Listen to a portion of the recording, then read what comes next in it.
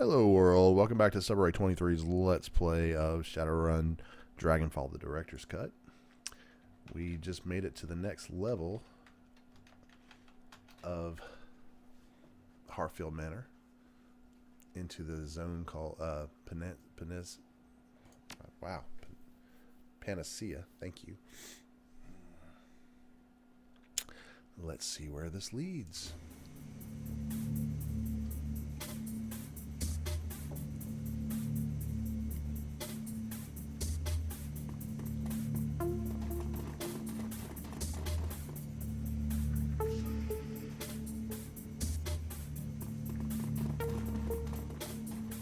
That's the only way we can go, so.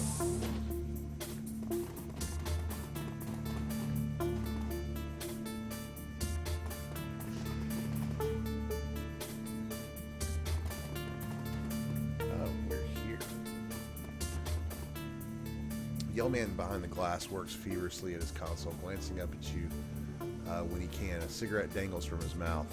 Bluish smoke curling around his head. An overflowing ashtray sits on the lab table in front of him. The years have not been kind, but his features are instantly recognizable. Despite his age, he still has a strong chin and high cheekbones that you remember from Green Winter's DVD. This is Dr. Adrian McClure. As you approach, he stops what he's doing. A look of intense irritation on his face. He clears his throat, and a harsh, rasping sound emerges from the loudspeaker next to the glass. So you're the Shadowrunners that Audrey warned me about. I would assume you left a trail of corpses in your wake. That's right. He scowls. I don't know why you insist on interfering with my work, but I assure you that's over now. He reaches down, flips a switch. You hear a loud thud and a click behind you as the doors lock shut. You'll find the blast doors behind you is sealed. And the laboratory you occupy is fully secured, and an important precaution. We keep our test subjects in there, and they are far more dangerous than you. I won't permit you to cause any further harm, Shadowrunner. You will remain trapped where you are for your own good.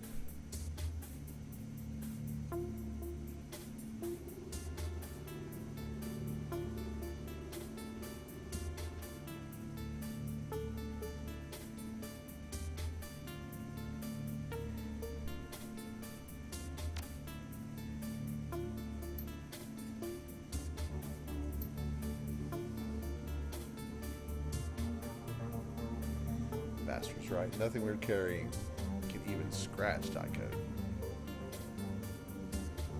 That glass is essentially sheathed in diamond. We need military-grade explosives to crack it. We're stuck in here. Now, I want to know why in the hell you so violently interjected yourself into my business. First, you break into my estate, which you didn't even know was mine, apparently. Then you spend what must have been a small fortune to track me down. You locate my AI, destroy it, then drive all the way here to the countryside, and finally you shoot your way into my laboratory. So I have to ask you, Shadowrunner, who are you, and why in God's name are you here?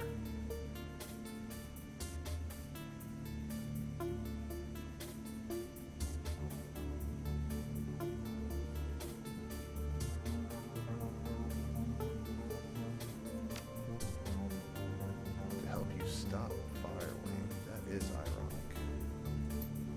But yes, you are correct. I am the one who has been hunting you.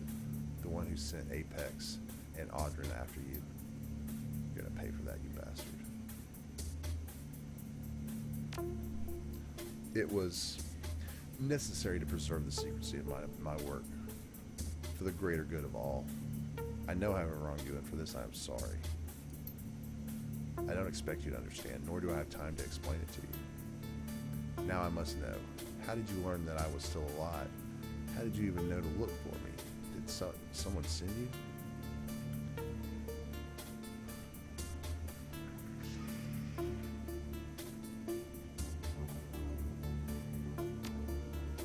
My brother, Hermie. It's been years. Have you seen him? How is he?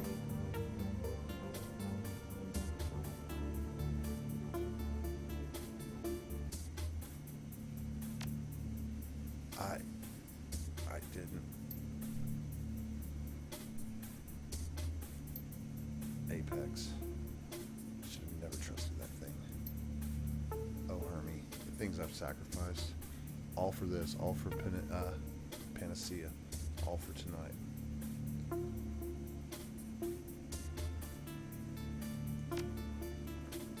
What's going to happen? Oh yes, tonight.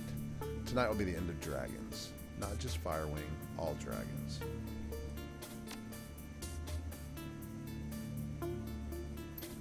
The Firewing burned and murdered and caused untold damage in her bestial rage until the Dragonfall, until I stopped her.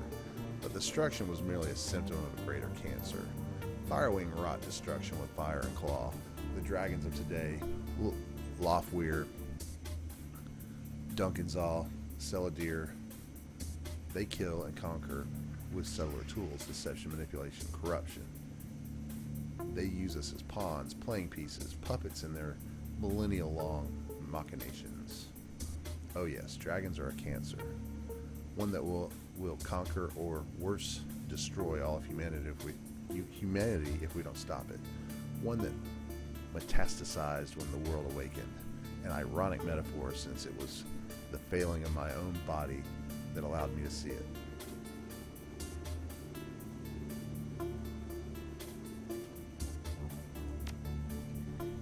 I have leukemia, cancer of the blood, no doubt brought on by the radiation of the socks.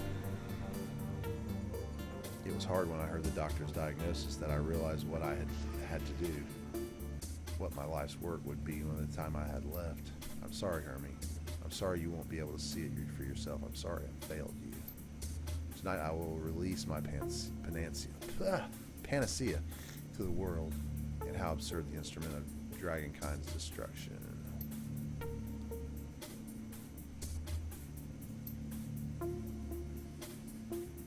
Will be carried by Firewing herself. Through the glass you see the prostrate form of a dragon.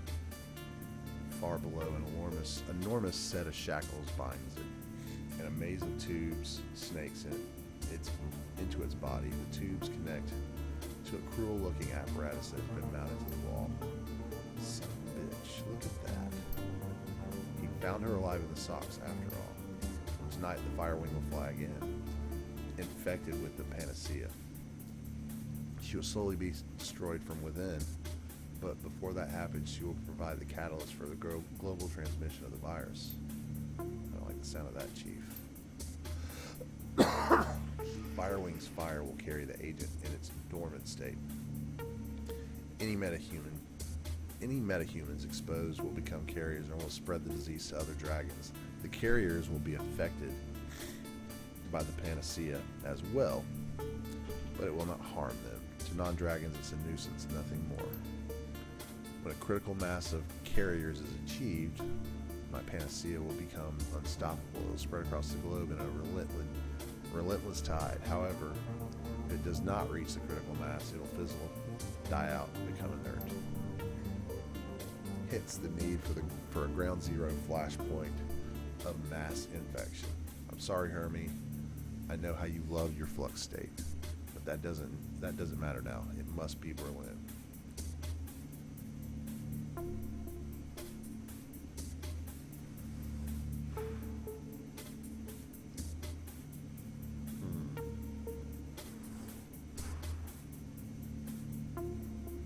Dragons are evil, generally speaking.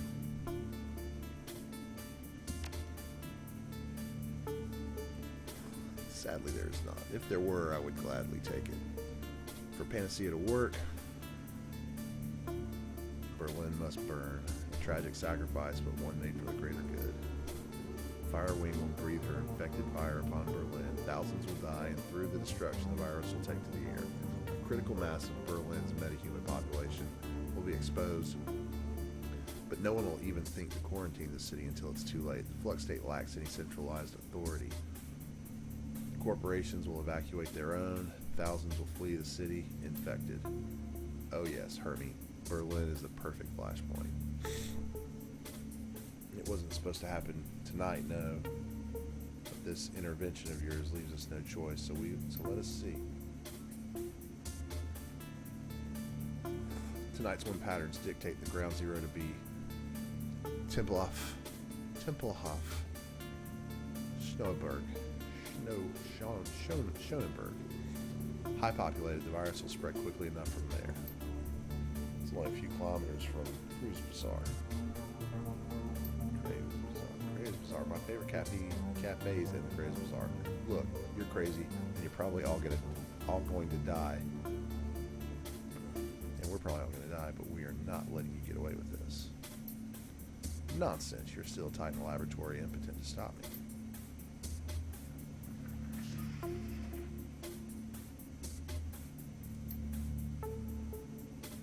Security will be here soon, and they'll take care of you. Don't worry, you will not be harmed.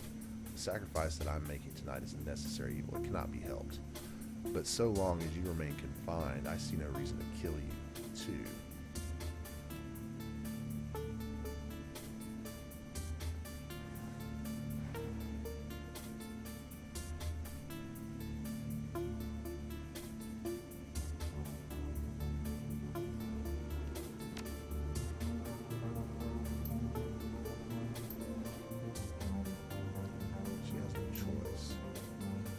Gaunt woman in the containment cell stands rigidly, her face pressed against the glass, her haunted yellow eyes tracking her every move. She appears frightened, disoriented, lost. Her mouth moves silently, her voice muted by her glass cage.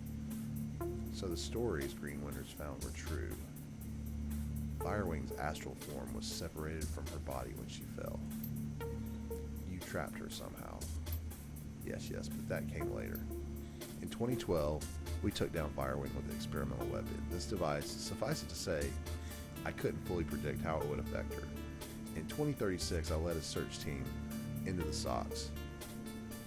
I had to know what really happened to the creature and that I had slain. We found her alive in a way.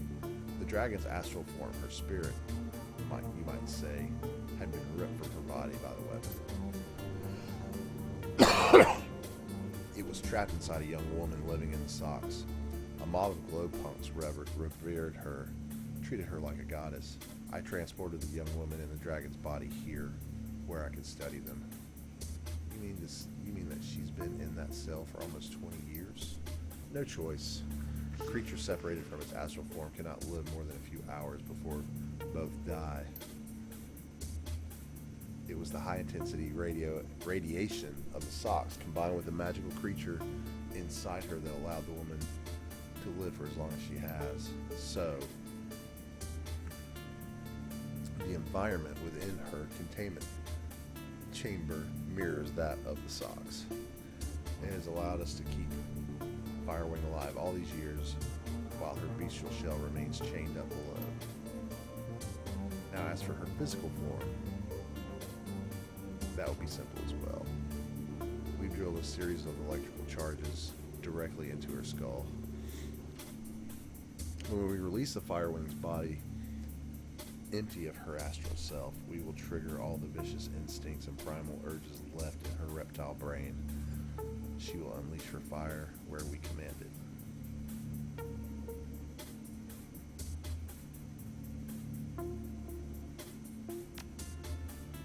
Misplaced empathy. That beast blazed a path of fiery destruction across Germany. But no matter. I have no more important things to do than debate morality in this week. Firewing must fly.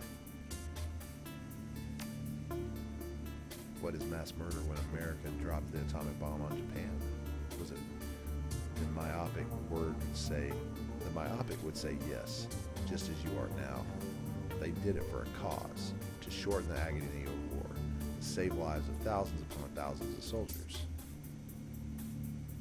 I do the same for the good of the world.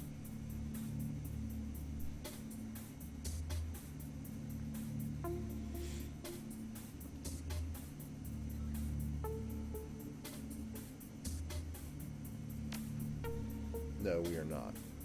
Not in a conventional sense. In war, there are sides, battle lines, clarity. This is something else entirely, but the stakes are just as high, higher perhaps.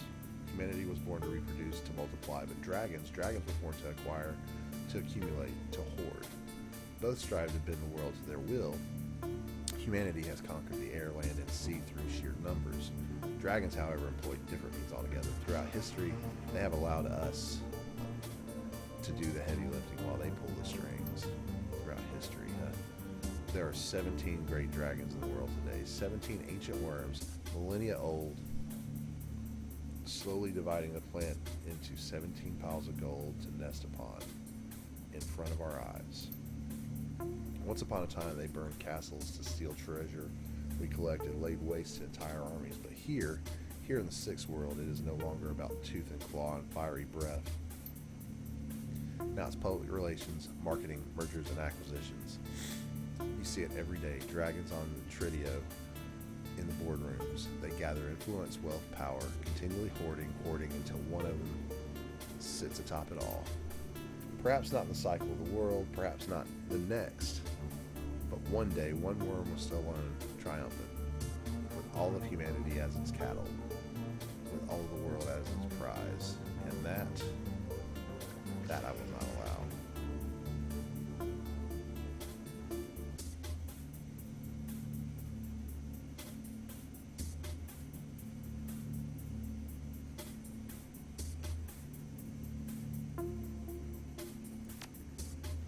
Mistakes. So says the career criminal trapped in the containment room.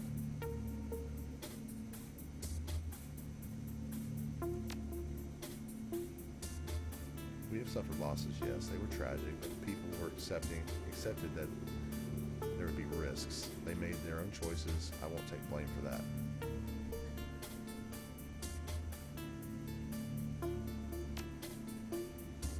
You think that I like watching people die? You think I've enjoyed spending the better part of my life locked away in this lab with a creature like that I hate?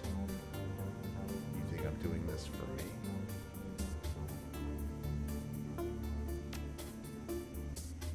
Is there some point that you're trying to make, or are you just trying to anger me?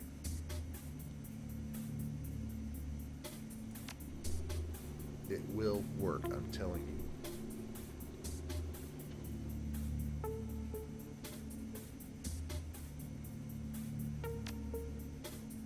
Why am I even talking to you? You're trapped in here, and I've still got work to do. Audrey will be here for you soon enough.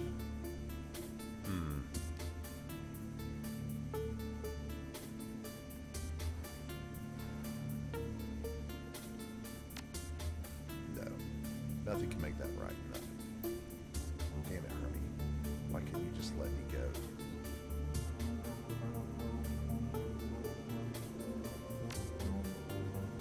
I'm afraid it does. I love my brother more than you can know.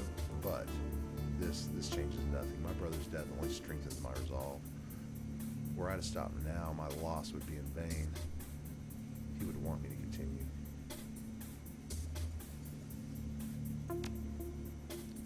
Watched footage, and that makes you think that you know the man? You know nothing. I know that he wanted you to stop for all those years.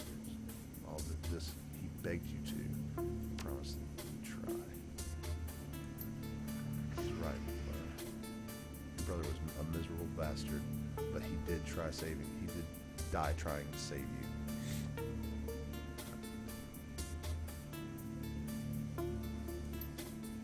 That's enough. Hermie's death was a tragedy. I will not let you use it to manipulate me.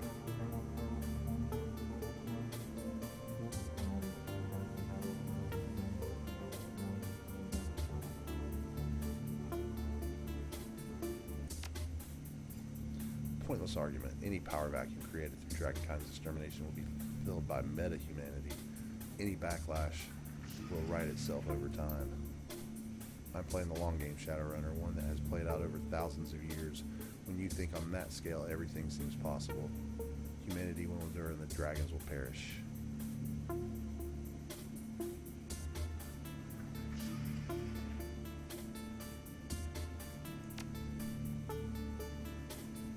There has to be a better way. There has to be. I'm a man of science, Shadowrunner. A better path may exist, but I don't know what it is. I wish that I didn't have to sacrifice so many. I wish Hermie hadn't had to die. The solution is here, now, in my hands, and I choose to take it.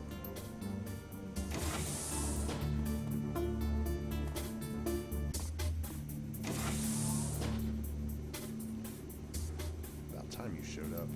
Sorry, Doctor. We were awakening the dragon's physical form. It required some care. The procedure is ready to begin. Looks like you trapped the bugs who were attacking the manor. Yes, that won't be a problem anymore. But with Apex gone, our security's still compromised. We best still hurt. Don't forget to clean the containment unit afterwards. The virus will kill Firewing along with the rest. When it does, her astral form will perish as well, human host or not, or no. We'll make it painful. Quiet. Everything's ready in the chamber, Dr. McClare. I think you should start the procedure yourself. Yes, my friend. It's time, Hermie. Let's do some good. I'll begin the infusion process. Please make sure our guests here are securely locked away before you come down. I'm so sorry, Celebration 23. I'm sorry for your friend Paul Amsel. Sorry for Franz Schaefer. Sorry for the Cruise Bazaar. Sorry for Berlin. I wish there were another way.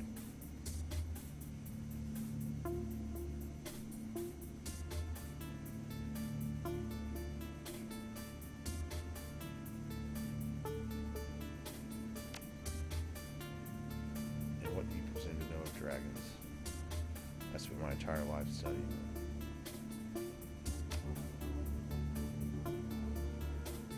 Perhaps I am, but for one difference. I am a man, I am finite.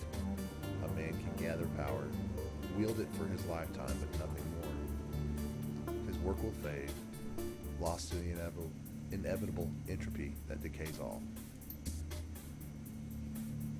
Oh, he may create a dynasty that will stand for a time, but his dust will not reap its benefits. Dragons are immortal. Time means little to them.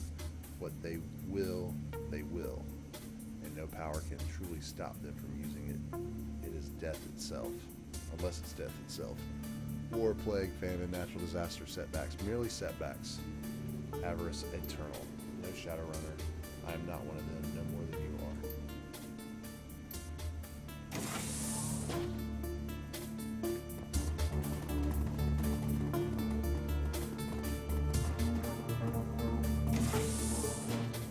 Hi again, long time. How's Amsel doing? That hole in his brain pan, heal up okay? If I were you, I'd run, little orc. When we catch up to you, your armor won't save you. Afraid that's not going to happen. This lab's locked down tight, like the doc said. The test subjects that they keep in here don't play well together, or well with others. Dangerous, nasty things. And they don't smell great either. But you'll see for yourself in a second.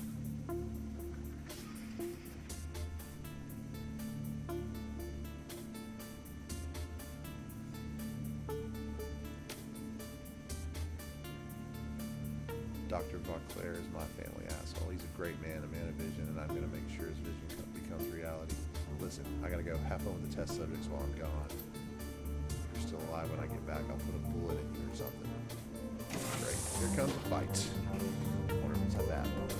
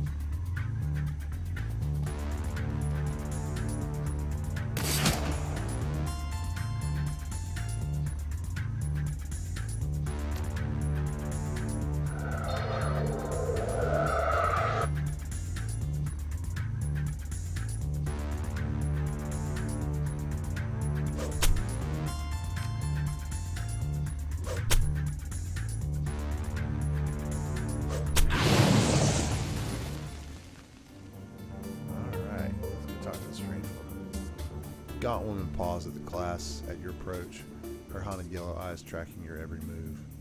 When you activate the intercom, a green light activates inside the containment cell and she flinches up at it, startled.